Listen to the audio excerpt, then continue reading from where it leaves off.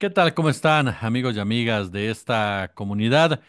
El mundo tras la llegada de Donald Trump, las relaciones que ha comenzado a generar, el tema de los aranceles como un arma de extorsión hacia muchos países presuntamente aliados comerciales. ¿Cómo se ve ese mundo de Donald Trump ahora ya en el poder? Un mundo diferente al de 2017 por el crecimiento de China, de Rusia, los BRICS, en fin. ¿Qué hay detrás de las acciones de Donald Trump que para algunos pueden parecer dislates, para otros suicidas, para otros bien argumentadas? En fin, voy a tener de verdad el placer, y se lo digo honestamente, de platicar con uno de los politólogos latinoamericanistas e investigadores eh, más respetables y me parece que una de las voces más autorizadas de este momento para hablar de este tema. Mi querido Elvin Calcaño. Elvin, ¿cómo estás? Muy buenas tardes. Gracias por acompañarnos. Buenas tardes, Jesús, y a tu audiencia, y gracias a ti por la invitación. Un honor estar aquí. El honor es nuestro, querido. Oye, pues yo la primera pregunta que te haría es, ¿cómo entendemos y en qué marco entendemos estas decisiones de Donald Trump, estos anuncios de Donald Trump, que van desde el tema Groenlandia, Canadá, Canal de Panamá, aranceles a México, China? ¿Cómo lo entendemos? Bueno, a mí me parece que la primera clave a partir de la cual entender estas movidas que está haciendo Trump es la disputa de Estados Unidos con China, que es un tema donde coinciden, es de los pocos temas donde hoy día coinciden demócratas y republicanos. Por lo tanto, es un tema de Estado en Estados Unidos que independiente de quién esté en la Casa Blanca, sea un trumpista, lo que yo le llamo del populismo reaccionario, o un progresista neoliberal, como son los demócratas, que son hoy las dos alternativas que son electoralmente viables en Estados Unidos, ¿no? O un populista del estilo Trump o un neoliberal progresista del estilo Biden, Kamala, Obama, Clinton, etcétera. Independiente que esté uno de esos dos sectores en la Casa Blanca, hay una hostilidad contra China que se mantiene. ¿Por qué? Porque China fundamentalmente es la gran ganadora del proceso de globalización que se inicia como una estrategia geopolítica por parte de Estados Unidos a partir de los años 70 del siglo pasado. China es la que termina triunfando de ese proceso porque lo usó primero para acumular una gran cantidad de capital. Segundo, para renovar su economía, conducirla de una economía basada en la agricultura a una economía altamente intensiva en innovación, como lo que es hoy en tecnología, etcétera. Y China se fue convirtiendo en ese proceso de la gran maquiladora, la gran productora de artículos y demás para el comercio mundial, a ser hoy día quien le está disputando a Estados Unidos en los sectores claves de la economía del futuro: ingeniería genética, inteligencia artificial, robótica, carros, coches eléctricos, etcétera.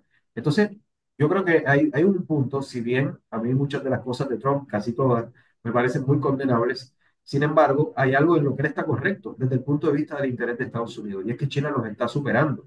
China le está llevando un paso hacia adelante. Entonces, Trump a mí me parece que es la expresión de una búsqueda de los Estados Unidos desde la perspectiva de él, ¿no? De Trump, muy anclada en el First America y todo esto, de tratar de evitar que China no le gane esta carrera a Estados Unidos. Y de ahí la preocupación o el interés por Groenlandia, porque es un territorio rico en tierras raras que son fundamentales. Las tierras raras son fundamentales para la fabricación de la mayoría de objetos más tecnológicamente avanzados en aviación, celulares, 5G, etcétera. Y de ahí esa mirada que está haciendo sobre América Latina, en el caso de Panamá, de asegurarse el paso por el canal para en la eventualidad de una confrontación con China, no verse Estados Unidos impedido de salir hacia el Pacífico y de conectar sus dos grandes costas, que es la del Atlántico y el Pacífico. Entonces, yo lo resumiría para cerrar este primer punto de que Donald Trump lo que está tratando de hacer es, o mejor dicho, hay que interpretar estas medidas de Trump como dando pasos hacia tratar de evitar que China le gane la disputa por el siglo XXI a Estados Unidos. Es decir, dentro de todo está buscando obviamente mantener esa hegemonía que hasta ahora han estado controlando y entienden hasta cierto punto Trump que el mundo es distinto, que el mundo ya es multilateral, digámoslo así. Sí, hay la convicción, yo coincido con eso, de que, o sea, hay una convicción en Estados Unidos de que China toma este lugar. Y por otro lado, ese tema que tú tocas ¿no? De lo multilateral y demás, ese tema es clave también, porque una de las lógicas también que está detrás de Trump, fíjate que Trump se sale de la Organización Mundial de la Salud, se sale del Consejo de Derechos Humanos, de la ONU, entre otros organismos. Y hay una lectura, a mí me parece tal vez un tanto superficial, que dice que esto es ejemplo de que Estados Unidos se está retirando del mundo hacia una lógica aislacionista, que eso ha sido siempre un debate en los Estados Unidos desde el siglo XIX, en los tiempos de Jefferson, ¿no? Cuando era la disputa en Estados Unidos se daba entre los llamados federalistas y los republicanos, siglo XIX, que era este debate sobre si tenemos un país que mira hacia afuera y se inserta dentro de las dinámicas en aquel tiempo de Europa, o un país que mira hacia adentro. Y siempre ha habido un sector importante de los Estados Unidos que dice, vamos a mirarnos hacia adentro. Pero yo creo que puede haber una lectura superficial si se ve estas salidas de Trump, de esos organismos, como una forma de que Estados Unidos se esté retirando. Yo creo que puede ser lo contrario. Podríamos estar ante un Estados Unidos mucho más agresivo en su mirada hacia el mundo, porque lo que estaría haciendo no es necesariamente retirándose, sino saliendo de esos organismos para tener relaciones directas con los países donde no tiene que pasar por la mediación del derecho internacional y se impone por la fuerza. Yo creo que más bien debe ser una preocupación este tipo de pasos que te están dando Unidos, porque al final, con sus defectos y virtudes, estos organismos permitían ciertos equilibrios y permitían que se hiciera operativo el derecho internacional. Si no hay derecho internacional, si no hay organismo de esta naturaleza, lo que se impone es la fuerza en las relaciones internacionales, como lo estamos viendo en Gaza, que se impone la fuerza de un Israel apoyado por Estados Unidos y tiene carta blanca para hacer lo que quiera en Palestina, ¿no? Entonces, no necesariamente estamos ante un Estados Unidos que se retira del mundo, sino probablemente ante un Estados Unidos que pasa de estos organismos donde se manejaba más con una lógica de la zanahoria y el garrote a una lógica de solamente manejándose con el garrote. ¿Qué tanto apoyo tiene Trump en Estados Unidos, Elvin? Porque se ha hablado mucho de que ganas la presidencia, ganas el voto popular, pero ¿qué tanto realmente tiene apoyo Trump para llevar a cabo todas estas decisiones, partiendo sobre todo de la élite norteamericana? Eso es un buen debate. Yo decía en una intervención pública que tuve luego de las elecciones en Estados Unidos del 8 de noviembre pasado, que en primera instancia uno ve el resultado y uno dice, bueno, se volcó todo, pues una mayoría abrumadora del pueblo estadounidense se volcó a apoyar a Trump. Pero eso no es así. El mandato que Trump tiene electoral es bastante relativo y cuando uno lo ve desde el punto de vista histórico, es el tercer mandato con menos cantidad de votos de la historia de los Estados Unidos. El tercero con menos cantidad de votos. De hecho, Donald Trump sacó en la elección pasada menos votos que lo que había sacado en el 2016 cuando le ganó a Hillary Clinton. Entonces, esas cosas hay que verlas con cuidado. Fue un triunfo grande desde el punto de vista del colegio electoral, ese sistema no peculiar, poco democrático que tienen los estadounidenses para decidir quién es presidente. Desde el punto de vista del colegio electoral, sí es un gran triunfo porque gana todos los llamados estados claves. Los ganó todos, Wisconsin, Pensilvania, Colorado, todos esos estados lo ganó. No, Colorado no lo ganó, pero ganó todos los estados claves. Pero cuando uno se va al voto total, si bien Trump le gana el voto popular a Kamala, que no lo había ganado cuando le gana a Hillary Clinton, uno ve que, por ejemplo, Trump tiene menos votos que Obama en el 2008, menos votos que Obama en el 2008, menos votos que Biden en el 2020. Trump sacó en el 2024 menos votos totales de los que sacó Biden en el 2020. Eso fue una elección que se explica más por la derrota de los demócratas que por el triunfo de Donald Trump. Y si vemos, por ejemplo, en la Cámara de Representantes, es una diferencia de 5 representantes solamente. La mayoría es republicana, es una mayoría muy endeble. Y cuando uno considera que en Estados Unidos cada 2 años se renueva por completo la Cámara de Representantes, perfectamente dentro de 2 años puede haber una mayoría demócrata allí. Entonces, yo diría que relativo, Trump no tiene un mandato popular tan masivo. Hay por lo menos una mitad de la sociedad estadounidense que no cree en su proyecto y que no fue a votar por eso. Entonces, Trump tendrá el apoyo, sí, un apoyo muy decidido de los sectores más movilizados políticamente en Estados Unidos, que son los sectores hoy día que forman parte del llamado MAGA, ¿no? Del Make America Great Again, este movimiento que tiene tintes reaccionarios, que tiene tintes incluso supremacistas y que donde también gravitan ideas relativas a que Estados Unidos es un pueblo enviado por Dios para la tierra, etcétera, ¿no? Para garantizar y conducir el mundo y demás. Entonces, sí tiene un apoyo muy decidido de esos sectores para las cosas que estén emprendiendo, pero no un apoyo masivo del pueblo norteamericano en sentido general. ¿El trompismo es un neofascismo, Elvin, o se está cayendo en una exageración hacer esos comparativos? Eso es un gran debate, Jesús, hoy día. Ese tema es central porque en la academia se está debatiendo mucho. Yo prefiero llamar que Trump tiene elementos fascistas dentro de su lógica y concepción política. Tiene elementos fascistas, que cuando uno utiliza una metodología básica, comparativa, desde el punto de vista de dos elementos, yo creo que hay que tener en cuenta para sostener lo que acabo de decir, de que hay elementos fascistas dentro de Trump, lo que no lo hace un fascista necesariamente, pero sí tiene elementos de este tipo. Y son dos cosas que yo creo que hay que tomar en consideración, más desde un punto de vista metodológico. Uno, el momento histórico donde surge el trumpismo, que es muy similar desde el punto de vista estructural al momento histórico donde surge el fascismo en Europa, primero con Mussolini en Italia en el 1919 y luego con Hitler en Alemania en 1933. Son momentos similares. ¿Por qué? Porque son momentos destituyentes donde un malestar acumulado en la sociedad llevó a la gente a buscar liderazgos fuertes, extremos, que pudieran reordenar la sociedad. Ahí se parece mucho. Y segundo, cuando uno ve a Trump desde la perspectiva de el tipo de visión que él tiene sobre la sociedad, es una visión profundamente reaccionaria, muy similar a la de los fascistas del siglo XX.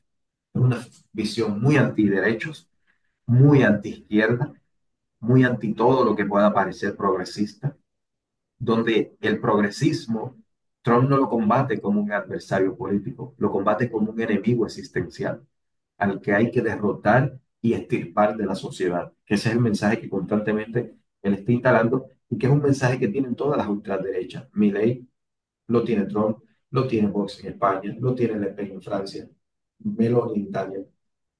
Orbán en Hungría, Nigel Farage en Inglaterra, etcétera. Bolsonaro en Brasil, ni hablar. Entonces, cuando uno ve a Trump y a este conjunto de ultraderechas, desde estos dos elementos que acabo de decir, a mí me parece que si bien no son fascistas en la medida de que no estamos en el contexto social que dio el fascismo del siglo XX, sí tienen elementos de este tipo. Y no tenemos que esperar que hagan marchas vestidos de negro y que hagan noches de los cuchillos largos como en Alemania nazi. No tenemos que esperar eso para decir que hay elementos fascistas. Lo que hay que ver es la lógica política que están utilizando y en el contexto que están surgiendo. Oye, en ese punto, por ejemplo, el personaje de Elon Musk, el personaje de Peter Thiel, el personaje de Vance, este tipo de personajes, ¿qué lugar le damos y qué peso le damos ya en el marco de lo que se discute si hay un tecnofeudalismo como tal por la presencia de personajes tanto de Silicon Valley como los multimillonarios? Sí, estos personajes son el producto, a mí me parece. Hay varios autores norteamericanos que trabajan el tema muy bien. Wendy Brown, Robert Reich, Michael Teller y una serie de autores de distintas líneas de análisis, filosofía, economía, etcétera. Y estos personajes son producto de las políticas de desregulación que se empiezan a aplicar en Estados Unidos desde Ronald Reagan, que son las políticas que permitieron a este tipo de personajes acumular esas riquezas extraordinarias. Estos personajes vinculados a la tecnología se vieron en un mundo a partir de los años 80, finales de los 80, principios de los 90, de una economía desregulada, cada vez más financiarizada, cambios profundos en el mundo del trabajo y una sociedad, una economía donde la participación del trabajo en el producto, en el PIB, empezaba a disminuir y crecía la participación del capital. Y ellos, por tanto, tuvieron un contexto para acumular unas riquezas increíbles, extraordinarias, como nunca se habían visto, y están convirtiendo ahora esa riqueza en poder político. Esta gente lo que están haciendo es comprando la política directamente y con Elon Musk comprando el Estado directamente. porque Elon Musk puso casi 300 millones de dólares para la campaña de Donald Trump, le puso a su disposición la red social Twitter, antiguo X, antiguo Twitter, que como demostró un estudio académico de una universidad de Australia, se me ve el nombre ahora de la universidad, yo leí el estudio muestra que Elon Musk alteró el algoritmo de X para que tuviera mayor difusión los mensajes y discursos asociados al trumpismo. Y cualquiera que use X, como yo, que lo uso ahora y lo usaba antes de Elon Musk, uno se da cuenta que desde que ese señor es dueño de esa red, los mensajes y los trolls de ultraderecha y nazis, eso no tiene control ahí. Hay una población tremenda. Bueno, si bien, en otro tema, ¿no? Pero si bien yo no creo que haya que salir de esa red, yo creo que hay que intensificar presencia allí, porque si no se la vamos a dejar a ese tipo de personajes. Pero bueno, la realidad es que esta gente, lo que está ocurriendo ahora, de manera simplificada, yo lo diría como una forma en que estas grandes fortunas están usando su poder económico para ya tomar el control directo de la política. Y eso es lo que está pasando con estos multimillonarios que vimos en la foto de la inauguración de Trump, Jeff Bezos, Mark Zuckerberg, Elon Musk, Sundar Pichai, el de Google, etcétera. Oye, finalmente, querido Elvin, ¿cuál es el riesgo de América Latina? ¿Qué tan en peligro está América Latina cuando el propio Marco Rubio dice nos vamos a enfocar en en nuestros aliados de América Latina, nuestros socios de América Latina, nuestro continente literal? ¿Qué tanto en riesgo están los recursos naturales de América Latina? Nos damos cuenta estas affairs en materia de aranceles con Petro en un principio, que si sí, que si no, finalmente no, con Claudia Sheinbaum en otro. ¿Qué tan en riesgo está América Latina y cómo juegan los aranceles ahí? Yo creo que yo veo desafíos y oportunidades en nuestra región frente a Trump y Marco Rubio, ¿no? Veo desafíos por el lado de que, claro, esta gente es muy reaccionaria. Cuando uno estudia el origen político de Marco Rubio es un señor de la ultraderecha también, es un reaccionario de libro, como se dice, ¿no? O sea, de manual. Todas sus posturas políticas y su trayectoria política es la de un reaccionario. Y ese es el individuo que tiene hoy día la política exterior de Estados Unidos en sus manos, que tiene el poderoso Departamento de Estado bajo su control y que va a dirigir la política de Estados Unidos hacia América Latina. Ya Marco Rubio estuvo involucrado, por ejemplo, en el golpe de Estado que dieron a Evo Morales en el 2019 en Bolivia. Él estuvo involucrado directamente en eso. Él y Mauricio Claver Carone, que es el enviado de Trump para América Latina actualmente, que es otro personaje de Miami de origen cubano. Y por lo tanto, esta gente está muy marcada, viéndolo desde un punto de vista, si se quiere, más humano. Esta gente está muy marcada por la experiencia de la Revolución Cubana, son decididamente antiizquierdistas, todo lo que parezca de izquierda para ellos es comunismo, y entonces eso lo trasladan a su quehacer público, a su quehacer político. Entonces yo veo un desafío por ahí de que estamos frente a personajes realmente reaccionarios que van a estar manejando la política de Estados Unidos frente a nuestros países, considerando que muchos de nuestros países son bastante dependientes de su relación con Estados Unidos en términos de comercio, en términos de las remesas, entre otros factores.